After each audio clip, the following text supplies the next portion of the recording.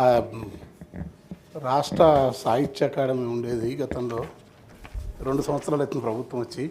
ఇప్పటి వరకు దాని గురించిన ప్రస్తావనే లేదు. వీళ్ళు వేరే రాష్ట్రాల్లో కన్నడ సాహిత్య పరిషత్ కానీ కేరళలో కానీ ఒరియాలో కానీ ఆ రాష్ట్రాల్లో సాహిత్య అకాడమీలు ఉంటాయి. వాటి ద్వారా కేంద్ర సాహిత్య అకాడమీ చేసే పనితో పాటు రాష్ట్రాల్లో ఉన్న అకాడమీ ఆ స్థానికమైన రచయితలను, కవులను, వాళ్ళకు సంబంధించిన ఒక వారి విశిష్టతను, వారి కృషినంతా తెలియజేస్తూ అవార్డు రూపంలో కానీ వాళ్ళని గుర్తింపు కానీ ఇవన్నీ ఉంటుంది. కానీ 2 సంవత్సరాలు దాటినా కూడా ఇంతవరకు దాని పేరు లేదు, ఊరు లేదు. రెండవది, కళాకారులకు వాళ్ళు అప్పుడు గత ప్రభుత్వం ఇచ్చిన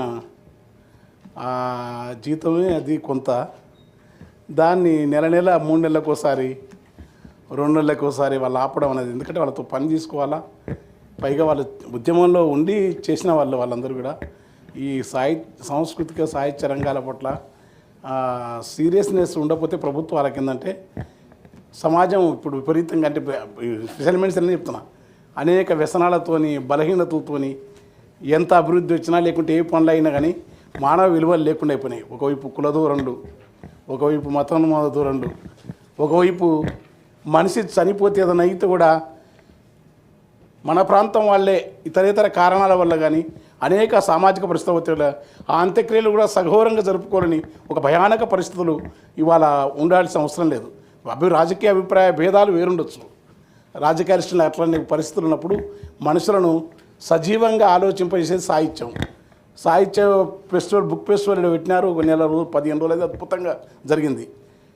కానీ అది జిల్లాలో విస్తృతంగా జరిగి ప్రతి చోట, ఎందుకంటే రచయితలు, కవులు, సాంస్కృతిక రంగం యొక్క వికాసం లేకపోతే నీవెంత ఉన్నా మనిషి మళ్ళీ తన యొక్క అభివృద్ధి కానీ తన ప్రవర్తన కానీ దాన్ని మళ్ళీ అది అనేక రూపాల సమాజం పట్ల ఒక తప్పుడు విలువలను క్రియేట్ చేస్తుంటుంది. నీకు తప్పుడు విలువలు క్రియేట్ చేసినప్పుడు సమాజ బ్యాలెన్స్ తగ్గుతుంది. ఒకవైపు కులం పెరుగుతుంది, తన మతం పెరుగుతుంది. భాషాపరంగా కూడా రాజకీయాలే కాదు, వ్యాపార రంగాలు, రాజకీయ రంగాలు, సోషల్ మీడియా అన్నిట్లో కూడా దౌర్భాగ్యంగా మానవ ప్రవృత్తిలోని వికారాలను ఎంతకంటే అంతకు తెగించే పరిస్థితున్నది. దానికని ఖచ్చితంగా సాహిత్య అకాడమీ ఉండాలి. తర్వాత నెహ్రూ విగ్రహం, దేశ నాయకులు అంబేద్కరే కాదు, నెహ్రూ విగ్రహం ఉతాన ఉంటే 2 ఏళ్ళ నుంచి చూస్తున్నాను వనస్థలపుల్లో, దాని మీద నల్ల బట్ట కప్పున్నారు. కానీ నెహ్రూ ఎందుకు ఒక నేతనెత్తున గాంధీ పనికిహార పథకం, అది నేషనల్ విషయమైనా ఒక మహాత్ముని యొక్క పేరు ఈ దేశానికి ప్రపంచమే, నెల్సన్ మండేలా, ఒక మార్టిన్ లూథర్ కింగ్, ఒక అంగసాన్ సూకీ, అనేక దేశాల్లో ఒక గాంధీ యొక్క వాదన, గాంధీ విధానాలు ప్రపంచానికి ఉంటే ఆ పనికి ఆహార ఉపాధి పథకానికి అనే పేరు తీసేస్తే ఇక్కడున్న చట్టసభలు ఉన్న మేధావులు కానీ మండలాలు కానీ ఏమనకుండా ఉండేటం దౌర్భాగ్యం ఈ దేశంలో జరిగితే అది తప్పుడు, చాలా అన్యాయం. ఎందుకంటే గాంధీ గాంధీ అత్యున్నతం ఈ దేశ గాంధీ యొక్క ప్రపంచ తాత్వికుడు. అది మన మేధావులు ఖచ్చితంగా ఇదంతా సాంస్కృతిక వికాసంలో భాగంగా కనుక రచనలో కానీ సాహిత్యంలో కానీ ఈ రాజ్యాంగ విలువలు అవుతున్నావో ఆ ప్రామాణికమైన దాన్ని పెంచటందుకోసం వెంటనే సాహిత్య అకాడమీని ఏర్పాటు చేయాలి, అవార్డులు ఇవ్వాలి వాళ్ళకు.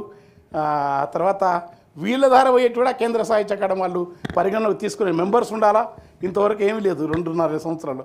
కనుక దాన్ని ఆలోచించాలని కోరుకుంటూ ఆ కళాకారులకు జీతాలు నెల జీతం వేస్తే ఏమవుతుంది, ఎన్ని ఖర్చులు పెడుతున్నాం, ఎంత హంగామా చేస్తున్నాం, ఎన్ని మనం ఫ్యూచర్ సిట్లో ఉత్సవాలు చేసినారు, ఆ డబ్బులు పెడుతున్నారు. వాళ్ళకి ఇచ్చే 500 మందికి 26,000 30,000 ఇస్తారు. దాన్ని ఆపి పిల్లలు, ఎందుకంటే దేవురించాల్సిన పరిస్థితుల్లో తెలంగాణ నిజంగా నీళ్లు ఉన్నాయి, అన్ని డెవలప్ అవుతుంది, బాగానే ఉంది. కానీ పస్తవ్యస్త విధానాలు దేనికి కేంద్రీకృతం జరగాలను ఇవేవి లేకపోయినా పిల్లలు ఇబ్బంది పడి నాకు చెప్తుంటే చెప్పలేక ఈ అవకాశాన్ని తీసుకొని మీ ముందు నేను చెప్పిన. Thank you sir. అధ్యక్ష, గౌరవ సభ్యులు ప్రస్తావించిన స్పెషల్ మెన్షన్ అంశాన్ని నోట్ చేసుకోవడం జరిగింది. Thank you. Now petitions. Masunachari గారు.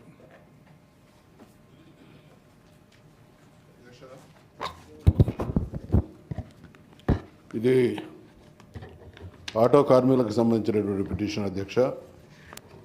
ఈ మధ్య వాళ్ళు ఆటో కార్మికులంతా ఒక జేఏసీగా ఏర్పడి ఒక రౌండ్ టేబుల్ కాన్ఫరెన్స్ చేసుకోవడం జరిగింది అధ్యక్ష. ఆ సందర్భంగా నన్ను పిలవడం జరిగింది అధ్యక్ష.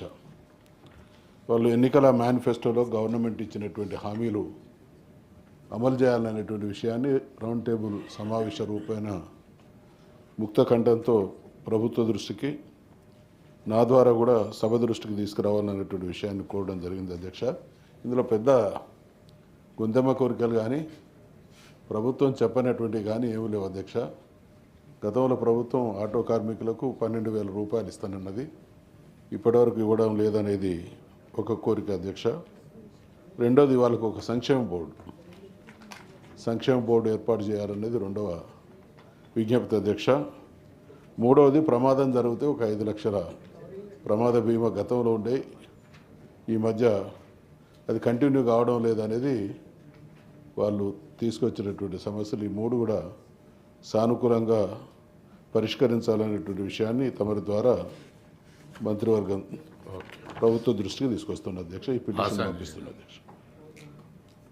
టి రవీంద్రరావు. అధ్యక్ష, మా మహబూబాబాద్ జిల్లాలో కొత్తగూడెం మండలం పొగులపల్లి అనే గ్రామం ఉంది అధ్యక్ష. అక్కడ బిలా అనే సర్వే నెంబర్, అంటే 0 సర్వే నెంబర్ గవర్నమెంట్ది, 73 ఎకరాలు ఉంది అధ్యక్ష.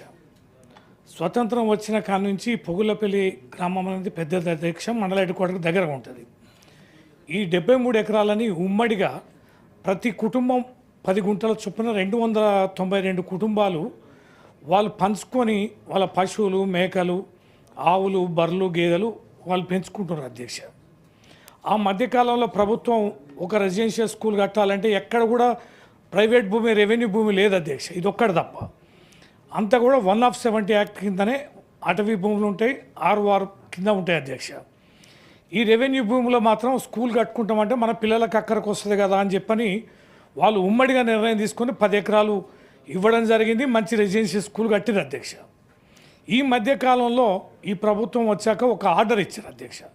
రీజనల్ రింగ్ రోడ్డుకు సంబంధించి ఇక్కడ ఫారెస్ట్ ల్యాండ్ ఎక్వైర్ చేస్తున్న క్రమంలో అక్కడ పొగులపల్లి గ్రామం ఈ 73 ఎకరాలని ఎలకేట్ చేస్తూ ఒక ఆర్డర్ ఇచ్చారు అధ్యక్ష.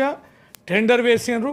ఆ కంపెనీ వాళ్ళు వచ్చి ఆడ ఫెన్సింగ్ చేయడం, అక్కడ కన్స్ట్రక్షన్ వర్క్ అనేది స్టార్ట్ చేస్తున్నారు అధ్యక్ష. రైతులందరూ కూడా గగ్గోలు పెడుతున్నారు. ఈ ప్రాంతంలో ఉన్న ఏకైక రెవెన్యూ భూమి ఇది. తరతరాలుగా మేము ఈ భూమిని సాగు చేసుకుంటున్నాం, మా పశువులకి మేతగా, వ్యవసాయ క్షేత్రాలుగా వాడుకుంటున్నాం.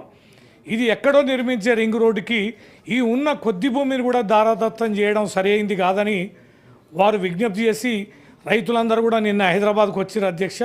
అసెంబ్లీలో సభలో మా మండలిలో కూడా చెప్పాలని వాళ్ళు రిప్రజెంటేషన్ ఇచ్చారు. పేదలు, గిరిజనులు, కోయల అధ్యక్ష మానవతా దృక్పథంతో వారి కుటుంబాలను ఆదుకోవడం కోసం ఈ